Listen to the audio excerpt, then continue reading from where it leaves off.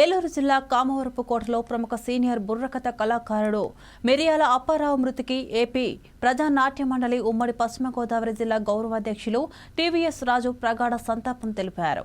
బుర్రకథ కళకే తన యావత్ జీవితాన్ని అంకితం చేసిన మిరియాల అప్పారావు బుర్రకథ కళే ప్రధాన వృత్తిగా భావించి ఎందరినో బుర్రకథ కళాకారులుగా శిక్షణ ఇచ్చి కళా సైన్యాన్ని సమాజానికి అందించారన్నారు.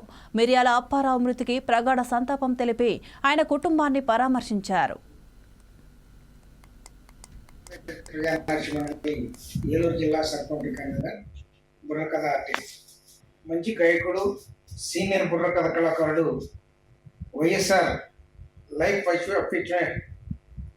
అచీవ్మెంట్ అవార్డు గ్రహీత సీనియర్ బుర్రకథ కళాకారుడు మిరియాల అప్పారావు గారి మృతికి ఆంధ్రప్రదేశ్ ప్రజానాట్య మండలి ఏలూరు జిల్లా తరఫున ప్రగాఢ సంతాపం తెలియజేస్తున్నాం.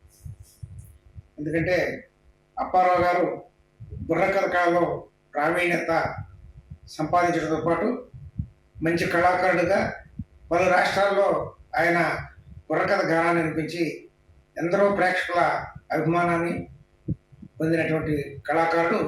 ఆ బుర్రకథ కళని ఆయన ఒక్కడికే పరిమితి కాకుండా ఆయన కూతురికి అలాగే కుమారులు కూడా కుటుంబం మొత్తం కళాకారులుగా తీర్చిదిద్దిన మహా కళాకారుడు బుర్రకథ కళాకారుడు అప్పారావు గారు. ఆయన కుమార్తె శ్రీదేవి కూడా బుర్రకథ కళాకారునిగా మంచి కథకురాలిగా ఆమె మంచి కీర్తికాంతులు సొంతం చేసుకుంది.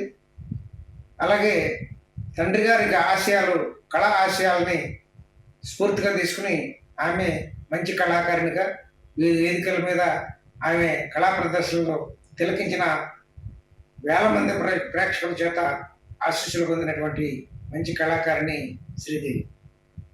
అయితే ఇవాళ కళాకారులు 18 సంవత్సరాల వయసు నుండి రంగస్థలం మీద అడుగుపెట్టి బహుముఖ రూపాల్లో కళ ప్రదర్శిస్తున్నారు. సాంఘిక నాటకాలు, పౌరాణ నాటకాలు, జానపద నృత్యాలు, వీధి నాటకాలు, బహుముఖ నాటకాలు ప్రదర్శించి రాజుగా, బంటుగా, కృష్ణుడుగా, దుర్యోధనుడుగా బహుముఖ పాత్రలు పోషించినటువంటి కళాకారుడు ఇవాళ మహోన్నతమైన మహారాజు పాత్రలు పోషించినటువంటి కళాకారుడు ఇవాళ చాలా నిరుపేదరికంలో ఇంటికి మంచానికి పరిమితం అన్నారు.